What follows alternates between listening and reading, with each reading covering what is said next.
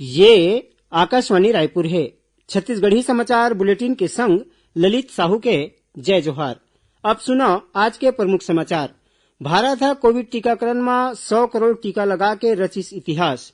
प्रधानमंत्री है भारतीय वैज्ञानिक और 130 करोड़ भारतीय मन के कठिन परिश्रम और सामूहिक भावना के जीत बताई।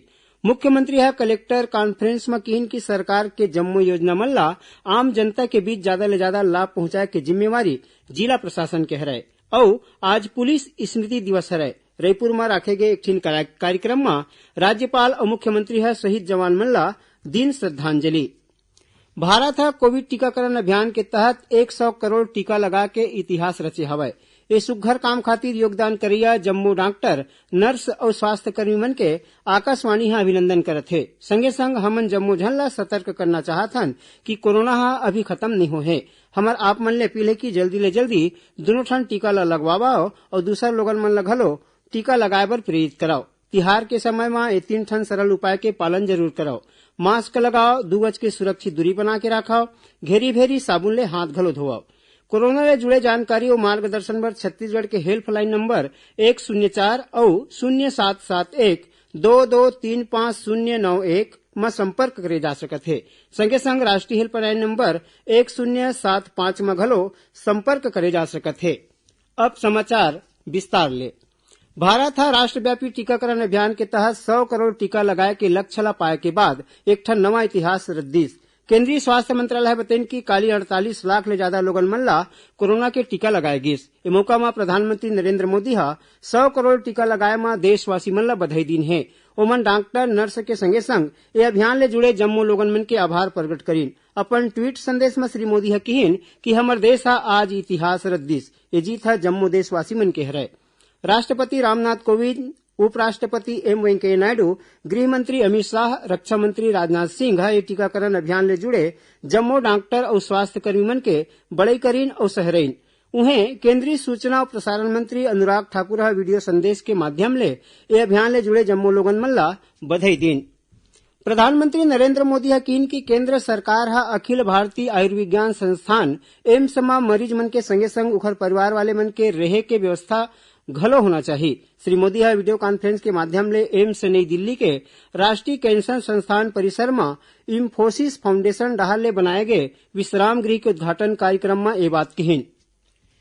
देशव्यापी टीकाकरण अभियान के तहत आज 100 करोड़ टीका लगाए के उपलक्ष्य में प्रदेश भाजपा डहार ले एला बहुत बड़े उपलब्धि बताया है। राज्य के भारतीय जनता पार्टी के अध्यक्ष विष्णुदेव साय अपन बयान में कहिन की सिर्फ 9 महीना के भीतर 100 करोड़ टीका लगना देश भर एक ठिन बहुत बड़ी उपलब्धि है। ये मौका में राज्य के पूर्व मुख्यमंत्री डॉक्टर रमन सिंह पार्टी के पदाधिकारी मन के संग मंडी परिसर में टीकाकरण केंद्र में जाके लोगन मन के आभार प्रकट करीन।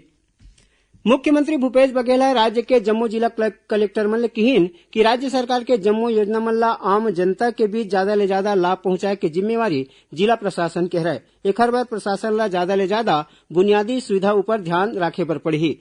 श्री बघेल रायपुर में रखे गए कलेक्टर कॉन्फ्रेंस के दौरान अधिकारी मन ला संबोधित करत कहिन कि राजस्व प्रशासन के काम है किसान और आम जनता ले जुड़े हवय। एखर सेती ज्यादा ध्यान ए काम ऊपर देवय।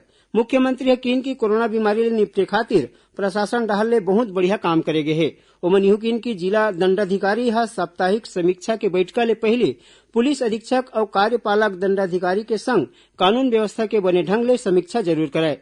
बैठका में कृषि मंत्री रविन्द्र चौबे, मुख्य सचिव अमिताभ जैन और पुलिस महानिदेशक डीएम अवस्थी के संगे संग राज्य सरकार के बड़का अधिकारी मन घलो मौजूद रहीन। केंद्रीय इस्पात और ग्रामीण विकास राज्य मंत्री फग्गन सिंह कुलस्ते काली भिलाई स्टील प्लांट के नंदिनी माइंस के दौरा करीन। ए दौरान ओमन नंदिनी माइंस में बीएसपी डहार ले करे जात कई ठन विकास काम के बारे में जानकारी दीन। ए मौका में संयंत्र के प्रभारी निदेशक अनिर्बान दास गुप्ता समेत बड़का अधिकारी मन मौजूद रहीन। छत्तीसगढ़ी समाचार बुलेटिन ला आप मन आकाशवाणी रायपुर ले सुनत हव। छत्तीसगढ़ के खबर ले है आपके वास्ता और खबर के विश्वसनीयता ले है हमार वास्ता। आकाशवाणी समाचार रायपुर के प्रादेशिक समाचार बुलेटिन के संगे संग हमार समसामयिक कार्यक्रम आप रेडियो के संग अपन मोबाइल में घलो सुन सकत हो। आकाशवाणी समाचार फेसबुक, ट्विटर और यूट्यूब में घलो हावय। हमार फेसबुक पेज हरे Chhattisgarh news on AIR, Twitter handle CGAIR news और हमार यूट्यूब चैनल हरे छत्तीसगढ़ AIR न्यूज। तो अब रेडियो के संगे संग आपके मोबाइल के माध्यम ले हम आप तक पहुंचत हन। छत्तीसगढ़ के हर खबर बर सुनत रहो आकाशवाणी समाचार।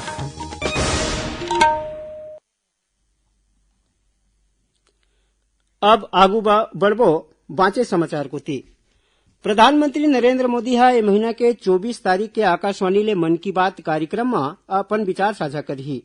ए मासिक रेडियो कार्यक्रम के 82 कड़ी हरय। प्रधानमंत्री हा लोगन मन ले कार्यक्रम खातिर सुझाव देबर कहे हे। नमो ऐप या माई जीओवी ओपन फोरम में घलो सुझाव भेज सकत हव। आज पुलिस स्मृति दिवस हरय। देश के प्रति पुलिसकर्मी मन डाहर ले करे गए ईमानदारी और बलिदान के सम्मान करे खातिर हर एक बच्छर 21 अक्टूबर के दिन पुलिस स्मृति दिवस के रूप में मनाया जाते है। खबर के मुताबिक 21 अक्टूबर 1959 के केंद्रीय रिजर्व पुलिस बल सीआरपीएफ के जवान मन हॉट स्प्रिंग में अपन वीरता के प्रदर्शन करत बलिदान दे रहीन। ए मौका में राजधानी रायपुर के माना छत्तीसगढ़ सशस्त्र बल के 4था बटालियन के मैदान में एक ठिन विशेष कार्यक्रम राखे गिस।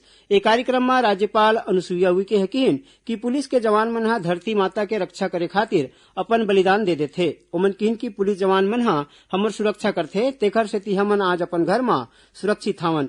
राज्यपाल हकीन की कोरोना बीमारी के दौरान हमर पुलिस के जवान मन अपन फरज ला बहुत अच्छा ढंग ले निभाइसे।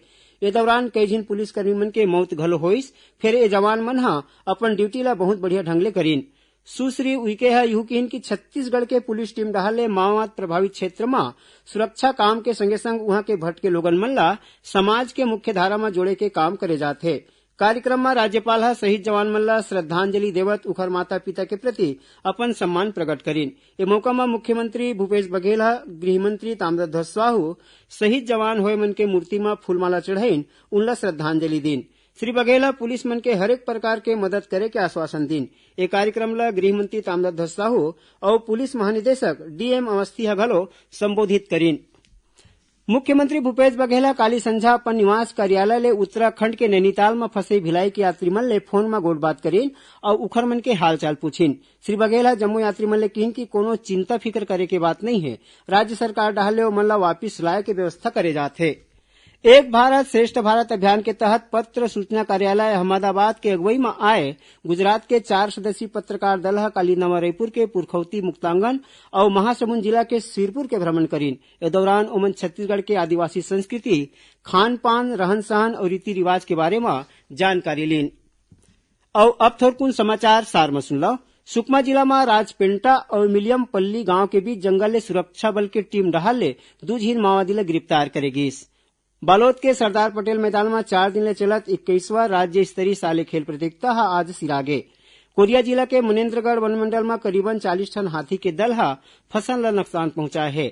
और आयुष्मान भारत योजना के तहत जौन भी हितग्राही मन आयुष्मान कार्ड नहीं बनवा है ओमन 30 अक्टूबर तक कोनो भी चॉइस सेंटर में पंजीयन करा सकत है। आखिर में प्रमुख समाचार एक घाव फेर। भारत कोविड टीकाकरण में 100 करोड़ टीका लगा के रचिस इतिहास। प्रधानमंत्री एला भारतीय वैज्ञानिक और 130 करोड़ भारतीय मन के कठिन परिश्रम सामूहिक भावना के जीत बताइन। मुख्यमंत्री कलेक्टर कॉन्फ्रेंस में कहिन कि सरकार के जम्मो योजना मल्ला आम जनता के बीच ज्यादा ले ज्यादा लाभ पहुंचाए के जिम्मेवारी जिला प्रशासन के हरय। और आज पुलिस स्मृति दिवस हरय। रायपुर में राखे गए एक ठिन कार्यक्रम में राज्यपाल और मुख्यमंत्री शहीद जवान मन ला श्रद्धांजलि दीन। एकरे संग छत्तीसगढ़ी समाचार बुलेटिन यह सिरावत है। जय जोहार।